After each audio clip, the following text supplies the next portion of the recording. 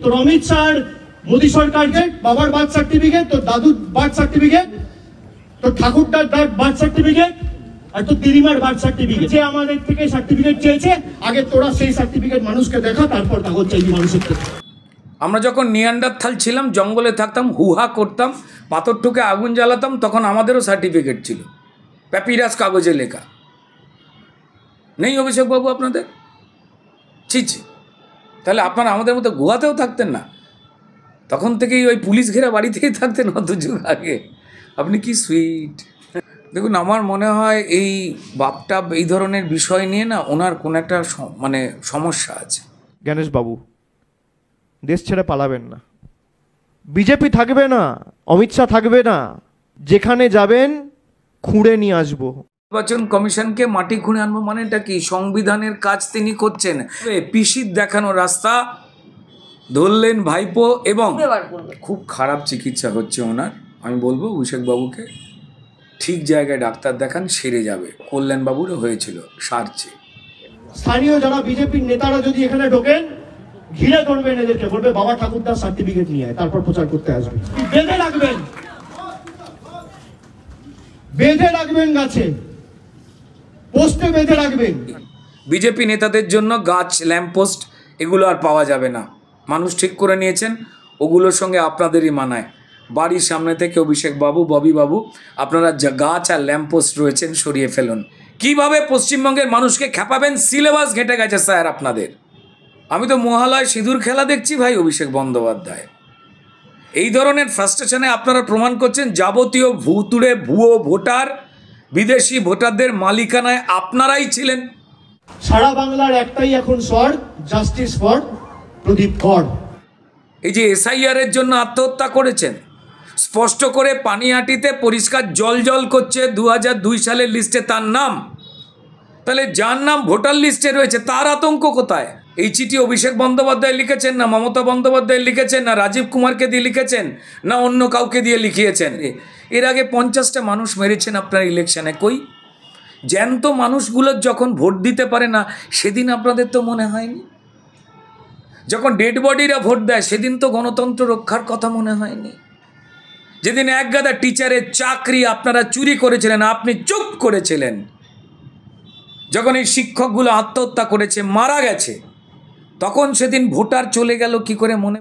একটা বৈধ ভোটারের যদি নাম বাদ যায়, বাংলা থেকে 1 লক্ষ লোক গিয়ে ইলেকশন কমিশনের অফিস ঘেরাও করবে। ক্ষমতা থাকলে অমিত শাহ দিল্লি পুলিশ আটকে দেখাক, কেউ যাবে না। বাট ইয়ার কি মেরেছে, ইয়ার কি মেরেছে, মজা, বৃষ্টি ছেলে মজা করছে। আপনারা সিরিয়াসলি নেবেন। আপনারা চাল চোর, ডাল চোর, চাকরি চোর, মান চোর, ইজ্জত চোর শুধু নয় ভাই, আপনারা গণতন্ত্র চোর। আপনারা সংবিধান চুরি করবার চেষ্টা করছেন, সংবিধানের লাইন। কার অঙ্গুলি হিলনে চিফ ইলেকশন কমিশনার এবং জাতীয় নির্বাচন কমিশন কাজ করছে? কি এদের গায়ে জ্বালা এত বাংলাকে নিয়ে? তাতে অভিষেক বন্দ্যোপাধ্যায়ের মতো এত তুরীয় মার্গের এইরকম ধরনের সুপার ইন্টেলেকচুয়াল, সুপার ইন্টেলিজেন্ট মানুষ আমরা ভেবেছিলাম যে কুণাল ঘোষই বোধহয় শেষ জন্মেছে, তার জ্যান্ত মূর্তি তাকে দিয়েই উদ্বোধন করা হবে। কিন্তু এখন দেখতে পাচ্ছি কুণাল ঘোষকে কিভাবে হারিয়ে দেওয়া যায়। সম্ভবত কুণাল ঘোষ হয়তো 2-1 মাসের বা 1 সপ্তাহের জন্য মুখ্যমন্ত্রিত্বেরও চেষ্টা করছেন। কারা যেন বলেছে তৃণমূলের মধ্যে এসব হয়, আপনারা গিয়ে জিজ্ঞেস করে নিতে পারেন। তাতে বোধহয় অভিষেক বন্দ্যোপাধ্যায় রেগে গেছেন, তিনি লাফটা চ্যালেঞ্জারে কুণাল ঘোষকে হারাবার চেষ্টা করছেন। অনেক শুভেচ্ছা অভিষেকবাবু, নিশ্চয়ই লাফটা চ্যালেঞ্জারে আজে বাজে কথায় এবার আপনি কুণাল ঘোষকে হারিয়ে দেবেন। আর কত রক্ত চান গণেশ কুমার? আর কত রক্ত চান অমিত শাহ? এনারা কবে রক্ত চাইলেন? রক্তের যাবতীয় কোটা তো তৃণমূলের। পশ্চিমবঙ্গের মা বোনেদের রক্ত ঝরছে, পশ্চিমবঙ্গের মুর্শিদাবাদে হরগোবিন্দ দাস, চন্দন দাসদের রক্ত ঝরল। আর কত রক্ত চাই? মোথাবাড়িতে রক্ত ঝরছে, মহেশতলাতে রক্ত ঝরছে। ভোট কুশলী প্রশান্ত কিশোর, তার নাম, তার বাবা দাদুর নাম, খুব স্বাভাবিক কারণেই তিনি বিহারের মানুষ, বিহারি মানুষ, সেখানে থাকবেই। কিন্তু যখন পশ্চিমবঙ্গে ঝাড়াই বাছাই হলো, ডাবল নামটা পাওয়া গেল, তাতে আপনাদের ফোসকা পড়ে যাচ্ছে কেন? মানে ডাবল কার্ড আপনারা রেখে দেন। প্রশান্ত কিশোর তিনি জানিয়েছেন তিনি নাকি অ্যাপ্লাই করেছিলেন। তাহলে সেই অ্যাপ্লাই থেকে নাম কাটেনি কেন? কারা কাটেনি? আপনারা কাটেননি। এরা বরাবরই এই ধরনের বাপটাপ তুলে কথা বলে। প্রথমত তো এই ধরনের কথাবার্তা প্রমাণ দেয় যে কোনো শিক্ষিত বা রুচিশীল বা ভদ্র পরিবার থেকে উঠে আসা কেউ এই ধরনের কথা বলতে পারে না। বিশেষ করে কেন্দ্রীয় নির্বাচন কমিশন, গৃহমন্ত্রীর সম্পর্কে, কেন্দ্রীয় মন্ত্রীদের সম্পর্কে একটা কথাবার্তা বলছে কে? যার রাজনৈতিক পরিশ্রম বা মেহনত শূন্য, যিনি পিসির কোলে উঠে আলালের ঘরে দুলাল হয়েছেন, যার নামে দুর্নীতির অঢেল মামলা রয়েছে, যে কোনো দিন অ্যারেস্ট হতে পারেন প্রিভেনশন অফ মানি লন্ডারিং, হিসাব বহির্ভূত টাকার মালিক হবার জন্য। তো যাই হোক, সেটা অন্য প্রসঙ্গ। তিনি যে বাপ তুলে তুলে কথা বলছেন, আমার নিজের মনে হয় যে কোনো একটা সমস্যা রয়েছে, না হলে উনি হঠাৎ বাপ তুলতে গেলেন কেন? এবং সবথেকে বড় কথা সেটা, এটা কোন ধরনের অসচেতন বা মূর্খামি যে ভাই, আমার যদি ভোটার লিস্টে, খুব সোজা নিয়ম, আমার যদি নাম থাকে তো মিটেই গেল এর আগে, আর যদি না থাকে তাহলে আমার বাবা মা বা আত্মীয় স্বজনের নাম থাকবে। তৃণমূল তাদের যেভাবে ভুতুড়ে এবং অদ্ভুতুড়ে ভোটার যারা আকাশ থেকে টোপেছে টুপ করে তাদের দিয়ে ভোটে জিতছে, কারণ তিনি হিন্দু বা মুসলমান কোনো মানুষ যদি সুস্থ মস্তিষ্কের হয়, পশ্চিমবঙ্গের যে ক্ষয়ক্ষতি এবং দেশের যে ক্ষয়ক্ষতি তারা করছে, সারা পৃথিবীতে এক দেশের মানুষ অন্য দেশের ঢুকে পড়ে নাগরিক হতে পারে না। আমি লন্ডন বা আমেরিকায় গিয়ে ইংরেজিতে কথা বললে আমি ইংরেজ হয়ে যাব না, ঠিক তেমনই বাংলাদেশি বা রোহিঙ্গারা এখানে বাংলা শিখে বা বাংলা বললে তারা যেমন বাঙালি হয়ে যায় না, এই যুক্তিটাকে ছুঁড়ে ফেলে দিয়েছে জনগণ। তারপরেও অভিষেক বন্দ্যোপাধ্যায়, মমতা বন্দ্যোপাধ্যায়দের ছটফটানি দেখে, তাদের কুরুচিকর মন্তব্য, অসচেতন অশিক্ষিত মন্তব্য, ভয় দেখানোর হিংসার মন্তব্য, মেরে ঠ্যাং ভেঙে দেব। একজন মেয়র একটা কথা বলছেন, ট্যাং ট্যাং কোনো কিছু ভাঙতে হবে না, আগডুম আর বাগডুম হয়ে তারা নিজেরাই বাড়িতে বসে থাকবে। কোনো রাজনৈতিক দল, সেটা বিজেপি হোক, কংগ্রেস হোক, অন্য যে কোনো রাজনৈতিক দল হোক, কারুর ইচ্ছা বা অনিচ্ছায় ভারতের সংবিধানের লাইনগুলো লেখা হয়নি। আমার মনে হয় টাকা পয়সা গুনতে অত্যন্ত ব্যস্ত, সম্পত্তি করতে অত্যন্ত ব্যস্ত, যখন গরিব বাড়ির ছেলেরা গেঞ্জিও পড়তে পারছেন না, এই অভিষেক বন্দ্যোপাধ্যায় কয়েক লাখ টাকা মাইনে পেয়ে যে প্রাসাদ বানিয়েছেন, জেনজিও সেজেছেন, তার পক্ষে বোধহয় সংবিধানের লাইন টাইনগুলো বোধহয় পড়া নেই। আপনারা প্রমাণ করে দিচ্ছেন। আমরা তো জানি না যাদের নাম বাদ যাবে তারা কারা, কোন দলের ভোটার, আমরা জানবো কি করে? পৃথিবীর তো কেউ জানে না, আপনারা জানছেন কি করে? তিনি বলেছিলেন 21শে জুলাইয়ের মঞ্চে দাঁড়িয়ে, যিনি অবৈধ ভোটার, ভুতুড়ে ভোটার নিয়ে সিপিএম এইভাবেই জিততো, এটা বন্ধ হোক, পার্লামেন্টে বুক ঠুকে বলেছিলেন, স্পিকারের মুখে কাগজ ছুঁড়ে মেরেছিলেন। আর আজকে তিনি জেতবার জন্য সেই রাস্তায় খুঁজছেন। আর তার বাড়ির ছানাপোনাদের, যাদের এখনো পর্যন্ত শরীরের ঘাম কত হয়েছে জানি না, মানুষের জন্য কথা বলে, তারা উল্টো পাল্টা কথা বলতে শুরু করেছেন। এবং মানুষের কাছে আমি দেখছিলাম বিভিন্ন বড় বড় ইলেকট্রনিক মিডিয়া বা পোর্টাল, সেখানে এই অভিষেক বন্দ্যোপাধ্যায় তৃণমূলের বক্তব্য নিয়ে সারা পশ্চিমবঙ্গের মানুষ কী চিৎকার করছে। আমি জানি না, এরা সারাক্ষণ টাকা গুনতে ব্যস্ত থাকে তো, এবং অত্যন্ত যত্ন করে নাপিত ডেকে নিজের দোকান চাঁচে, এরা কাটে না। আতঙ্ক তো যারা ভেজাল ঢুকেছে তাদের, আতঙ্ক তো যাদের নিজের নাম বাপ ঠাকুরদার নাম বলতে পারছে না, তৃণমূলের কল্যাণে যারা হঠাৎ করে ইনপুট হয়েছে তাদের আতঙ্ক, ভূতেদের আতঙ্ক। প্রদীপ করের তো কোনো আতঙ্ক থাকবার কথা ছিলই না, নেইও।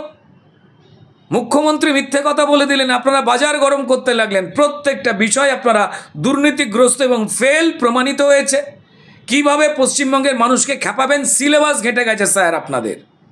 বাংলা বাঙালি করলেন, বাংলা বাঙালি দেখে নিল, বাংলা এবং বাঙালিকে লুটে ঝেড়ে ফাঁক করে বড়লোক হয়েছেন আপনারা।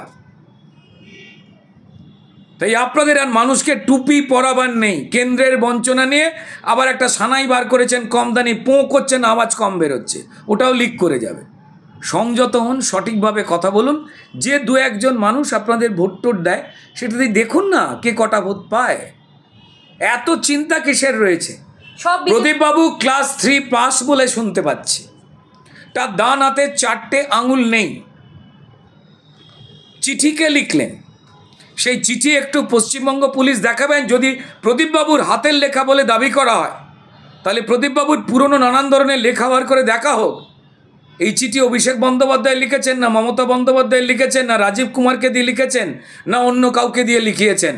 আর মানুষকে আপনারা গুমরাহ করছেন। ফেঁসে গেলেন তো মৃতদেহ নিয়ে রাজনীতি করতে গিয়ে। আর আপনি বলছেন একে তাকে ধরে গাছে বেঁধে রেখে দেবেন। স্যার সরি, বিজেপি নেতাদের জন্য গাছ, ল্যাম্পপোস্ট এগুলো আর পাওয়া যাবে না। মানুষ ঠিক করে নিয়েছেন, ওগুলোর সঙ্গে আপনাদেরই মানায়। বাড়ির সামনে থেকে অভিষেক বাবু, ববি বাবু, আপনারা যা গাছ আর ল্যাম্পপোস্ট রয়েছে, এলাকায় হার্ডওয়ার্সের দোকান আছে, কে কোথা থেকে কি বাঁধবে কিচ্ছু বলা যায় না। আমরা চাই যে আপনারাও স্বাধীন গণতান্ত্রিকভাবে ভোটে প্রত্যেকেই লড়ুন। কে জিতবে না জিতবে আমরা কেউই জানি না। যে ভোটাররা ভুয়ো, তারা যে বাদ যাবে, তারা কাদের ভোট দিত আমরা কেউ জানি না। কিন্তু একমাত্র দল তৃণমূল, সে প্রমাণ দিয়ে দিচ্ছে। আমরাই ওই কার্ডগুলো নিয়ে ভোট দিতাম। তাই এই ভুয়ো, মারা যাওয়া, চলে যাওয়া, বিবাহিতা হয়ে যাওয়া কিছু মহিলার ভোটার কার্ড, এই সমস্ত কার্ড নিয়ে আমরাই ভোট দিতাম। ওনারা একটা ওভার কনফিডেন্সে ভোগেন যে পুরো মুসলমান সমাজ, ইমাম সাহেবদের একটা অংশের যেভাবে তারা ম্যানেজ করে সারিয়া আইন মেনে তাদের ফ্যামিলির সম্পত্তি বা সম্পর্ক মুসলমানীকরণ বা দফন বা কবর হওয়া অবধিও নির্ভর করে বলে তাদের কোনো কিছু পাইয়ে দিয়ে জোর করিয়ে লিফলেট বিলি করিয়েছিলেন 24-এ। অর্থাৎ যদি ইমাম সাহেবরা কাফের না বানিয়ে দেবার ভয় দেখাতেন, যদি না তারা মুসলমান শিক্ষিত সমাজ, যারা এই অন্যায়ের বাইরে গিয়ে ডাক্তার, ইঞ্জিনিয়ার, সাংবাদিক শিক্ষিত হয়ে মুসলমান সমাজকে তুলে ধরবার চেষ্টা করছেন পরিশ্রমের মাধ্যমে, তাদেরও হিন্দু ছেলেগুলোর মতো মেরে রক্তাক্ত হতো না কেন টিচার হবি বলে বিকাশ ভবনের সামনে। আমার মনে হয় যে তারা সবাই মমতা বন্দ্যোপাধ্যায়কে চেনেন, ববি হাকিমদের চেনেন। ইনশাল্লাহ সামনে ऐसे দিন আয়েগা আধা বাংলা উর্দু বলেগা। মানে সামনেই একটা দিন আসছে যেখানে অর্ধেক বাংলা উর্দু বলবে। আমি বলিনি, ববি হাকিম বলেছিলেন, যিনি ভবানীপুরের খিদিরপুরের দিকে তাকিয়ে আঙুল দেখিয়ে বলেছিলেন মিনি পাকিস্তান হ্যায় ইয়ে। প্রেস মিডিয়াকে কেউ ভুলে যায়। আপনারা কি কি অন্যায় করছেন? যদি ভুল কেউ করে থাকে, তার হিন্দু, মুসলমান, শিখ, খ্রিস্টান, ইসাই ধর্ম পেশানা বিচার করে তার শাস্তি দেওয়ার কথা। কিন্তু সেই রাস্তায় না গিয়ে আপনারা যে রাস্তায় গেছেন, ভুলে যাবেন না যে একটা ভালো সংখ্যক ইমাম সাহেব রয়েছে যারা টাকার কাছে বিক্রি হয় না। আজকের দিনের আমাদের যারা আধুনিক মুসলমান, যারা এই দেশটাকে নিজের দেশ মনে করে, ভারত পাকিস্তানের খেলা হলে বা পেহেলগাঁওতে পাকিস্তানের উগ্রবাদীরা সরকারের মদতে সে দেশের শাঁখা সিঁদুর দেখে যখন হিন্দুদের মারা হয়, যখন যাদের দুঃখ প্রকাশ করেন এটা ঠিক হয়নি, তারাও কিন্তু আপনাকে চিনে রেখে দিয়েছে, আপনাদের চিনে রেখেছে। সাবধানে থাকবেন। এই আমি যেখানে গেলাম আজকে, সেখানে জায়গার নাম আমাদের মল্লিকপুর, মল্লিকপুরে, দক্ষিণ 24 পরগনায় মা জগদ্ধাত্রীর মূর্তি ভেঙে দেওয়া হয়েছে। সেটা নিয়ে আমাদের যে ভাই প্রতিবাদ করেছিল তাদেরকে মারধর করেছে লোকাল এমএলএ। না না না না না, তিনি তৃণমূলী এবং সনাতনী, ঠিক মমতা বন্দ্যোপাধ্যায়ের মতো। সেখানে যে মন্দির বাজারের বাবা শিবের যে মন্দির রয়েছে, তার ওখানেই প্রতিবারের মতো এবার জগদ্ধাত্রী পুজো করতে দেওয়া হয়নি। কেন করতে দেয়নি তৃণমূল? কারণ মা জগদ্ধাত্রী আসেন একটা মতে, মা দুর্গা যখন মহিষাসুরকে বধ করে ফেলেছিলেন, তখন দেবকুল একটুখানি বেশি ওভার কনফিডেন্স নাকি হয়ে গিয়েছিলেন, তারা একটু আনন্দে মত্ত হয়ে গিয়েছিলেন, একটু অহংবোধ চলে এসেছিল, একটু কোথাও যেন ক্ষমতার আনন্দ তাদের চলে এসেছিল। সেটাকেই যাতে দমন করা যায় এই জগতের ধাত্রী হিসেবে